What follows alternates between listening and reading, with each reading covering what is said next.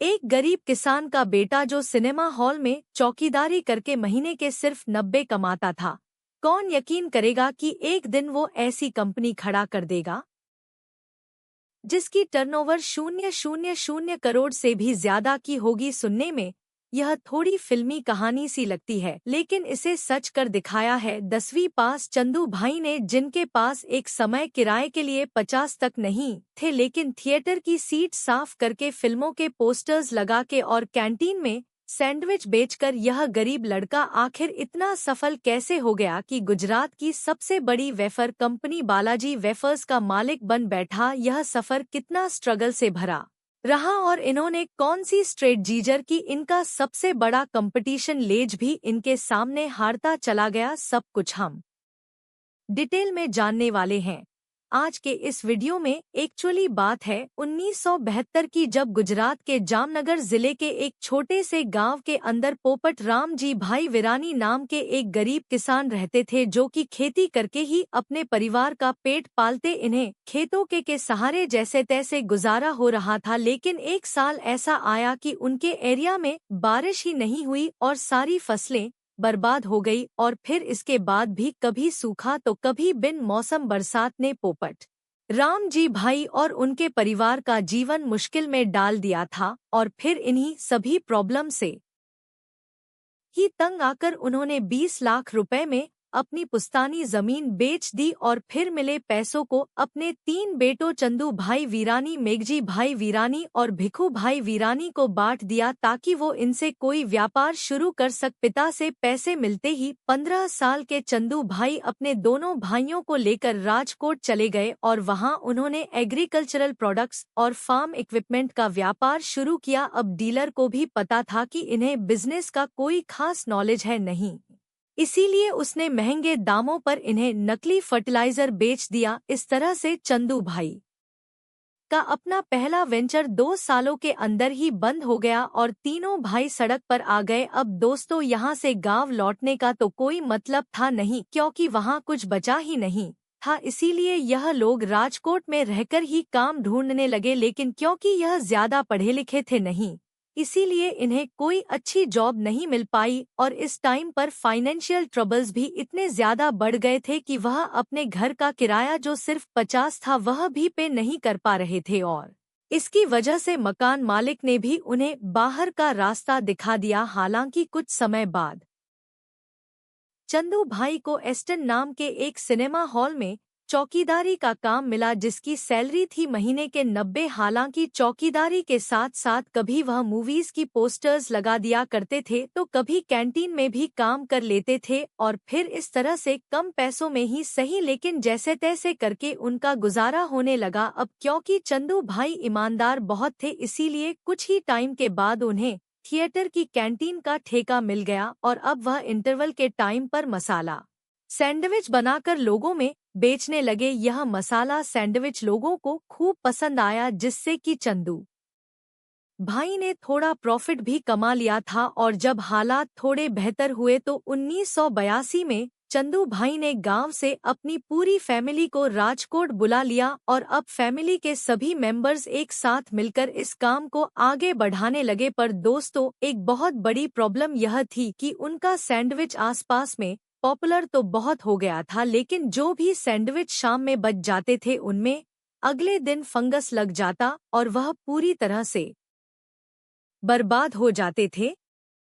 और इन डेली के नुकसान से चंदू भाई भी अब परेशान रहने लगे और फिर इसी परेशानी के चलते उन्होंने सोच विचार करना शुरू किया कि आखिर ऐसा क्या बेचा जाए जो कि कई दिनों तक खराब ना हो। और दोस्तों, इसी दौरान चंदू भाई को पोटैटो वेफर्स बेचने का आइडिया आया। चंदू भाई ने यह आलू के पतले चिप्स किसी वेंडर से खरीदने के डील की और अपने कैंटीन में बेचने लगे, लेकिन आगे चलकर इस बिजनेस में भी उन्हें यह प्रॉब्लम फेस करनी पड़ी कि वेंडर टाइम पर उन्हें सप्लाई ही नहीं करता था। और फिर जब लोग इंटरवल में आकर चिप्स मांगते तो कई बार वह कैंटीन में अवेलेबल ही नहीं होते थे।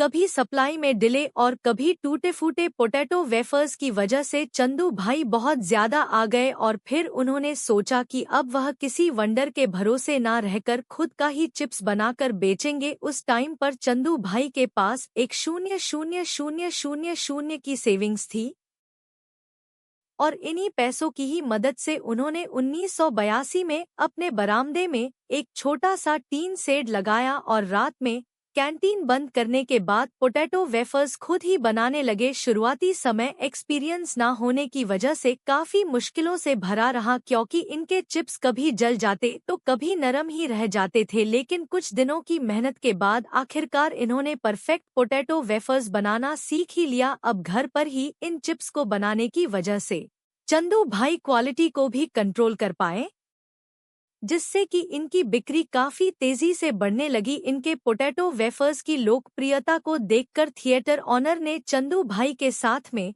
पार्टनरशिप कर ली और जल्द ही यह 3 अलग अलग थिएटर्स की कैंटीन को भी चलाने लगे। इस तरह से अब चंदू भाई का काम निकल पड़ा और इनके पोटैटो वेफर्स की डिमांड भी बढ़ती ही चली गई। कुछ ही समय में इन्होंने 25 से 30 मर्चेंट्स को भी अपने चिप्स सप्लाई करने शुरू कर दिए और फिर धीरे धीरे यह पूरे राजकोट में पसंद किए जाने लगे। लेकिन दोस्तों, मार्केट में और भी कई सारे लोग थे जो कि वेफर्स बनाकर बेच रहे थे। ऐसे में अपनी अलग पहचान बनाने के लिए चंदू भाई ने 1984 में अपने पोटैटो वेफर्स को एक नाम देने की सोची और फिर नाम का आइडिया उन्हें उनके कैंटीन के बगल में मौजूद एक हनुमान मंदिर बालाजी से मिला और फिर इस तरह से बालाजी वेफर्स नाम के अंडर उनके यह पोटैटो वेफर्स आने लगे। लेकिन यह तो बस सभी शुरुआत थी, क्योंकि इतनी सारी कैंटीन्स और मर्चेंट्स से जुड़ने के बाद इनके वेफर्स की डिमांड और भी ज्यादा बढ़ने लगी और एक समय तो ऐसा आया कि परिवार का हर सदस्य दिन रात मेहनत करके भी डिमांड को फुलफिल नहीं कर पा रहा था। ऐसे में चंदू भाई ने सोचा कि क्यों ना वेफर्स बनाने वाली मशीनरी लगाई जाए ताकि कम समय में ज्यादा से ज्यादा प्रोडक्शन किया जा सके। इसी सोच के साथ जब वह मशीन खरीदने पहुंचे तो उन्हें पता चला कि यह तो बहुत ही ज्यादा महंगी है, लेकिन इतने पैसे तो उनके पास थे ही नहीं। तो आखिर अब क्या क्या किया जाए? काफी सोचने समझने के बाद उन्होंने मशीन की फंक्शनिंग को समझना शुरू किया और जब उन्हें समझ आ गया कि यह काम कैसे करती है तो इन्होंने करीब 50 लाख रुपए थी एक बड़े लेवल पर प्रोडक्शन की। इसीलिए 1989 में इन्होंने बैंक से करीब लाख का लोन लिया और गुजरात का सबसे बड़ा पोटैटो वेफर्स प्लांट खोला। हालांकि उनका यह कदम काफी रिस्की था, क्योंकि उस दौर में बड़े इन्वेस्टर्स या फिर अमीर लोग ऐसे नए वेंचर्स में इन्वेस्ट करने से कतराते थे। ऐसे में अगर लोन लेने के बाद भी बिजनेस नहीं चला तो फिर लॉस का सारा बोझ उन्हें खुद ही उठाना पड़ता। लेकिन दोस्तों, ऐसा समय आया ही नहीं, क्योंकि गुजरते वक्त के साथ इनका मार्केट शेयर और कस्टमर्स बढ़ते ही चले गए।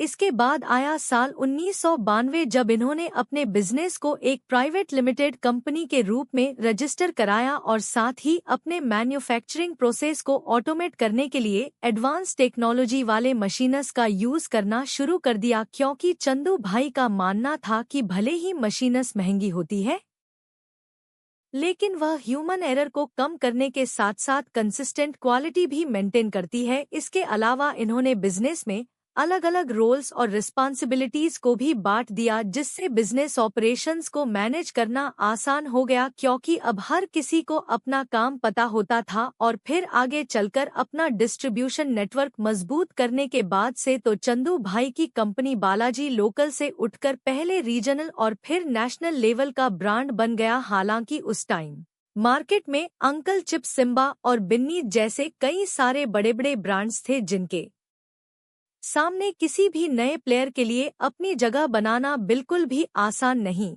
था। लेकिन बालाजी ने अपनी मेहनत, लगन और बेहतरीन क्वालिटी के जरिए अपने प्रोडक्ट्स को मार्केट में पॉपुलर बना दिया। क्योंकि जहां उनके कंपीटर अभी भी ट्रेडिशनल तरीके से चिप्स बना रहे थे, बालाजी ने इनोवेटिव तरीके को अपनाकर मार्केट में अपने ब्रांड को मजबूती से एस्टेब्लिश कर लिया था। और दोस्तों, पता है, इनकी बढ़ती ग्रोथ को देखते हुए एक मल्टीनेशनल कंपनी ने ऑफर किया कि चंदू भाई 0,00 करोड़ में अपनी कंपनी को बेच दे।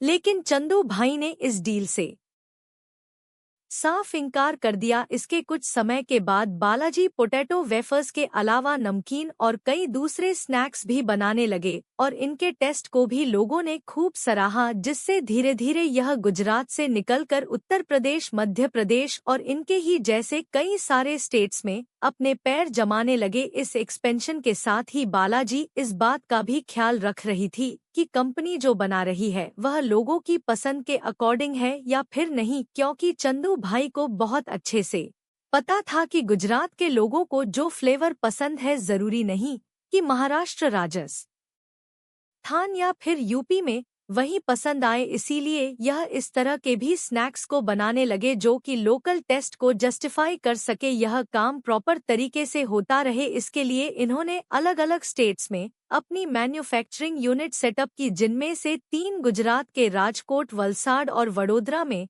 तो वहीं एक मध्य प्रदेश के इंदौर में लोकेटेड है। और इन मैन्युफैक्चरिंग यूनिट की कैपेसिटी हर दिन 1000 क्विंटल पोटैटो वेफर्स और 5000 क्विंटल नमकीन बनाने की है, जो कि दिखाती है कि इन्होंने कितना बड़ा प्रोडक्शन सेटअप तैयार किया है।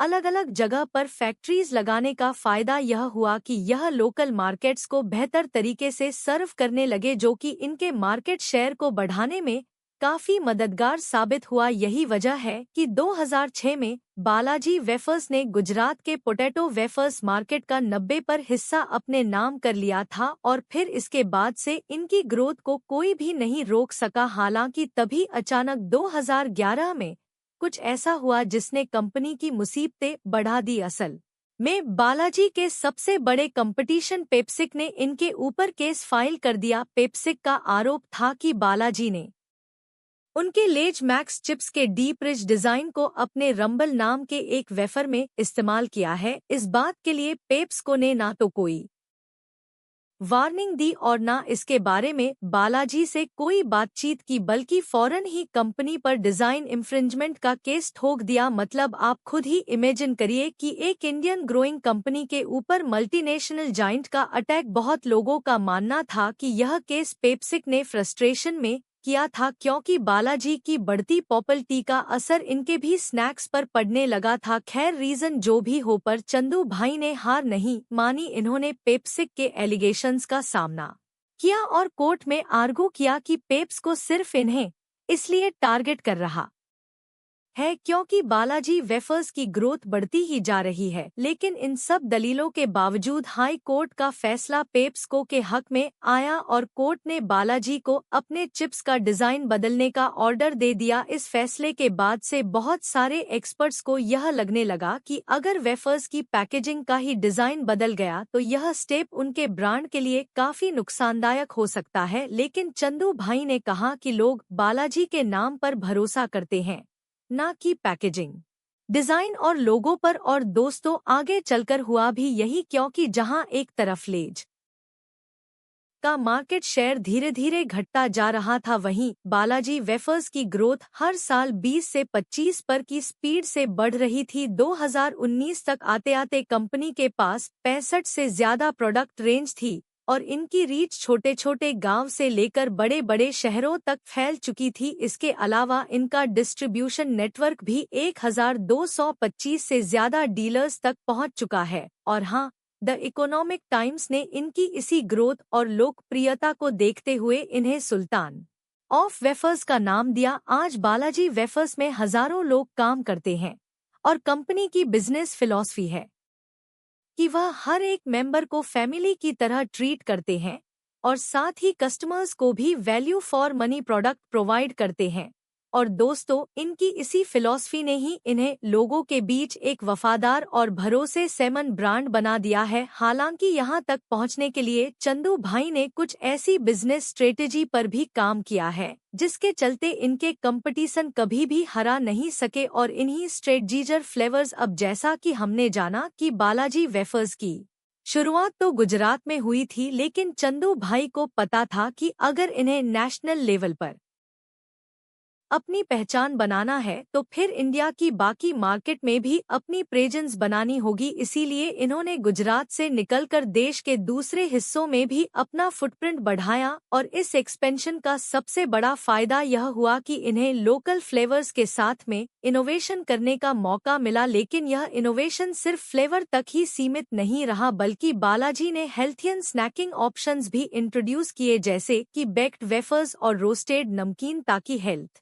कॉन्शियस कंज्यूमर्स का भी ध्यान रखा जा सके। और हाल ही में इन्होंने अपनी 3 मेन प्रोडक्ट कैटेगरी तैयार की। पहला है वेस्टर्न स्नैक्स, जिसमें 12 प्रोडक्ट आते हैं और यह वो स्नैक्स हैं जो कि ज्यादातर यंग जनरेशन और अर्बन क्राउड को टारगेट करते हैं। दूसरा है नमकीन, जो कि भारतीय घरों में बहुत पॉपुलर है, खासकर चाय के टाइम पर स्नैक्स के रूप में, और इस कैटेगरी में उन्होंने 23 प्रोडक्ट्स लॉन्च किए हैं। एंड थर्ड है वेफर्स, ये इनकी